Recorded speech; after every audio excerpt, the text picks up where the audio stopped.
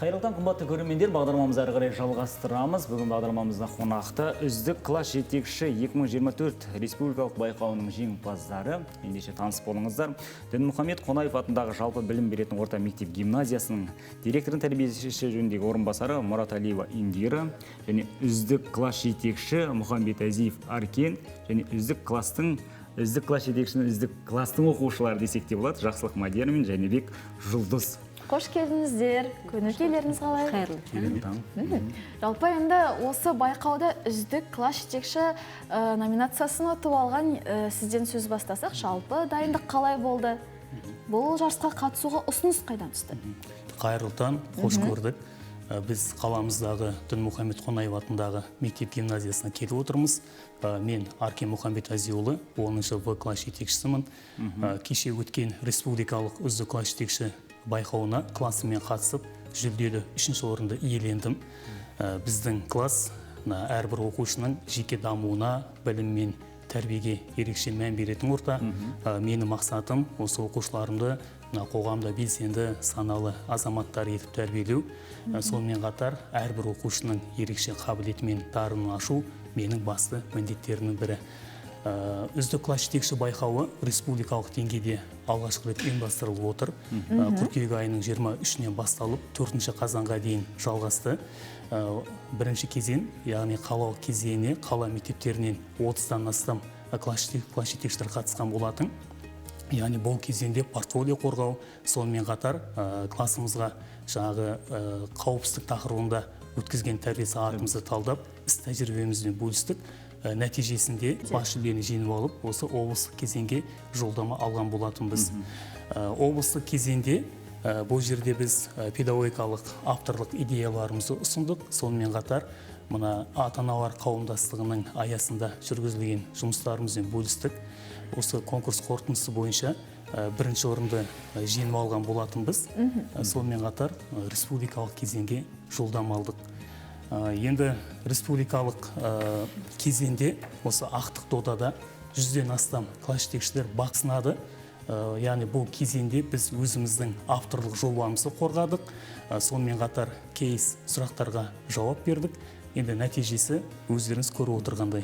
Керемет, жалпы үздік класс жетекші болу үшін класс қашанда үздік болу керек. Енді оқушыларымыз алдымызда отыр, білгім келіп отыр. Жалпы қалай бұл ұстаздарыңызға деген қаншалықты көмек бердіңіздер? Сол жағынан бастайық. Ең алдымен қайырлы таң қазақ елі. Айта кететін болсақ, осы жарысқа ағайымыз қатысамын дегеннен кейін біз барша класспен ағайды қолдадық. Ең бірінші турда, яғни біз сынып сағатын өткізген болатынбыз. Бұл сынып сағатында қазіргі таңдағы Қазақстандағы басты мәселелер, яғни өзекті мәселелерді талқылап, сыныбымызда осындай іс-шара өткен болатын. Және де бұдан басқа ағайымыздың жетекшілігімен алған көптеген марапаттауларымыз бар. Соның бірін айта кететін болсам, бұл үздік сынып оқушысы. Осы байқауға қатысар кезде, яғни ең алдымен мектептегі барлық оқушылар қатысты. Осы оқушылардың арасынан, яғни 4000 баланың арасынан суырылып шығып, осы байқауда жеңіп алған болатынмын. Және де ағайымның жетекшілігімен ЮНЕСКО-ның да байқауына қатыстым. Сол жақтан бірінші орын алдым. Енді бұл жерде менің де қосып айтқым келетіні, біздің бұл жерде жүлделі орын алуымыздың ең басты себебі ол әрине біздің Аркен ағайымыз. Өйткені ол бізге өте үлгілі ұстаз бола біледі және әрқашанда қолдау беріп көмектесіп отырады. Соның арқасында менің өзім пәндік олимпиададан көптеген жүлделі орындар мен Біріккен ұлттар ұйымында әлемнің тақырыбын талқылау эссесі бойынша жүлделі орындар алып келген болатынмын. Бұның әрине тек менің арқам емес, мектептің қолдауымен, тағы да айтып өткенде Аркен ағайымның қолдауы. Аркен ағай бұлай айтқанда біздің мектептің шынымен де ең үздік жетекшісі. Өйткені ол үздік сыныпқа, үздік жетекші, үздік оқушыларға өзінің тәлім тәрбиесін тек қана оқу жөнінде емес, өзінің тәрбиесін беріп, үлгілі ұстаз бола біледі. Мен өзімнің қанша жерден додаларға қатысқанда, қанша іс-шараларға қатысқанда өзімнің Аркен ағайымнан үлгі алуға тырысамын. Өйткені оның жауапкершілігі өте мықты, адамгершілігі мол адам.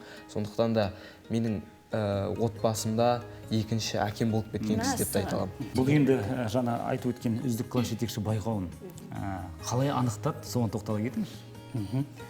Жалпы қайырлы таң.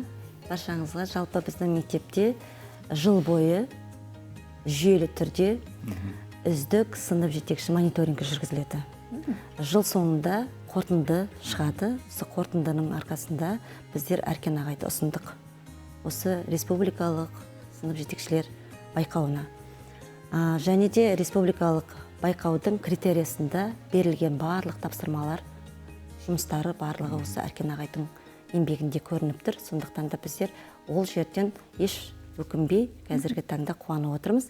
Және де мектептің тарабынан осындай үлкен додаға қатысып байқауды жеңіп алған үшін біздер мектеп жолдама берген болатымыз. Көрермен көрсетейік. Бұл жолдама Түркия еліне, яғни бұйырса 2025 жылы жазғы мезгілінде осы Түркия еліне жолдама беріп отырмыз. Енді мұндай жолдаманы сыйлық ретінде ұсыну әрине оңай зат емес қой. Енді былай қарап тұрсақ, бұған қаржы қайдан бөлініп жатыр? Соған тоқталып Жалпы кетсек. біздің мектепте 2017 жылдан бері ақылы білім беру қызметі бар. Осы білім беру қызметінен түскен табыс қаражатынан мұғалімдерді уәждеуге мүмкіндігіміз бар.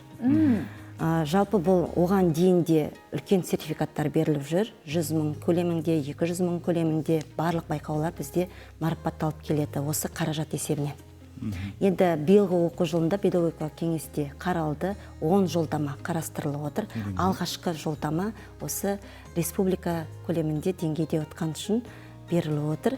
Жолдама республика көлемінде деңгейде отқан мұғалімдерге беріледі.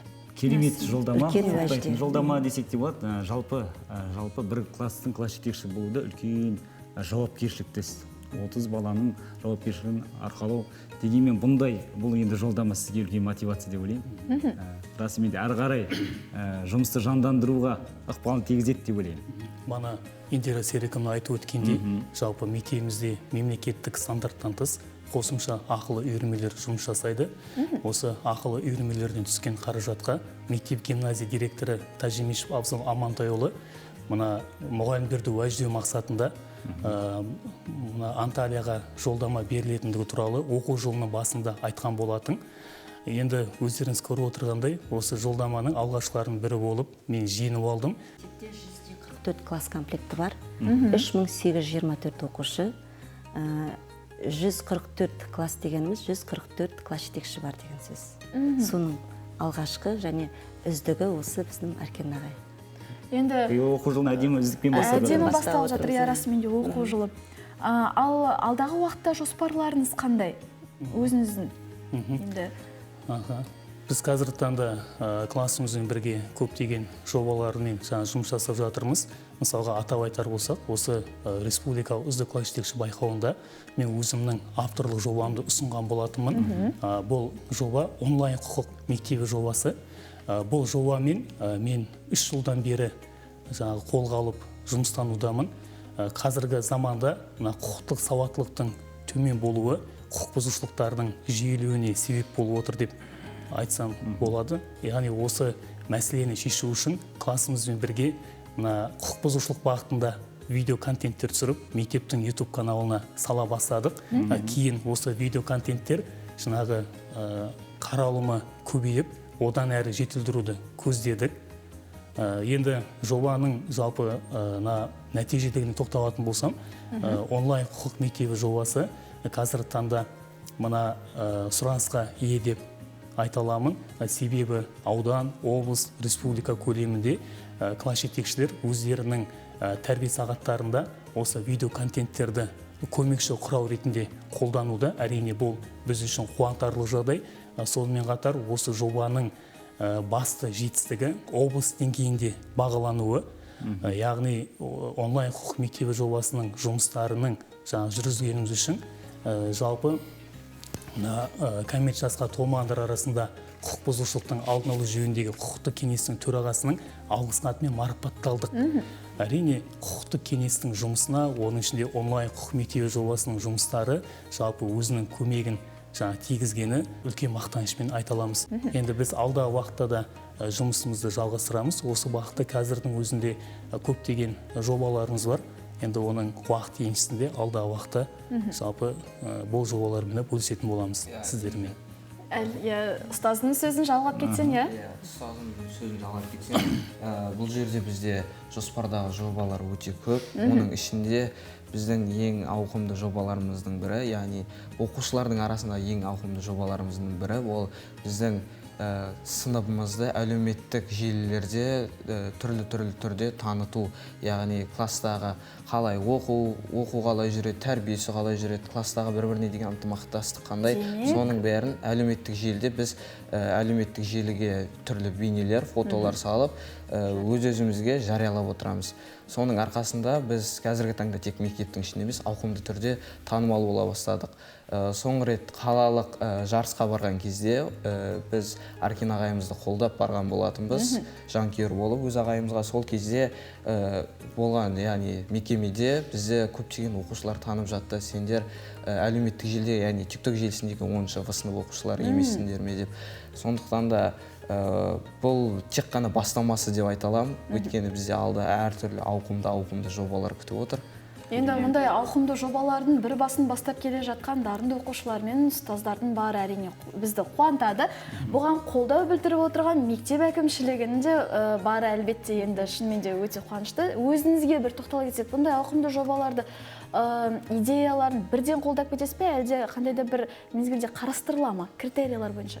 Бұл критериялардың барлығы өндірістік кеңесте, педагогика кеңесте қарастырылып, мүмкіндік береміз. Барлық оқушыларға да және класс жетекшілерге, тек қана класс жетекшілер емес, пән мұғалімдеріне де барлық мүмкіндіктері қарастырылған. Жаңа айтып кеткенде жолдама тек қана мұғалімге емес, былтырғы оқу жылында республикалық, облыстық, пәндік олимпиададан жүлделі орын алған 8 оқушы Алматы қаласына жолдама алып барып келді. Барлығын біздер қолдап отырамыз, және де қарастырылып отырады. Демек, әрбір осындай сайыстарда, байқауларда орын алған жүлдегерлерді мектеп әкімшілігі қолдау танытады. Көп рахмет сіздерге. Расымен де Ыбырай Алтынсарин айтқандай, мен үшін жақсы мұғалім қашанда артық дейді. Өйткені мұғалім бұл мектептің жүрегі дейді. Расымен де сіздер сөйлеп жүрген осындай қасиетті орда шаңырақтан осындай білімді, дарынды ұрпақтар өсіп шыға берсін дейміз. Сіздерге тек қана сәттілік тілейміз, ауқымды жобаларыңыз көп бола берсін, жалпы әрбір бастамаларыңыз өніп өсе берсін. Қымбатты көрермен, біз бағдарламамызды әрмен қарай жалғастырамыз. Жалпы баланы тәрбиелеу кезде мінез құлықтың да өзіндік ерекшеліктері бар. Мінез құлық қандай болу керек, олардың түрлері мен типтері қандай? Бұл туралы біздің әріптесіміз Ақниет Ерболатқызы қызықты бейнесюжет дайындаған екен. Ендеше назарларыңыз экранда болсын.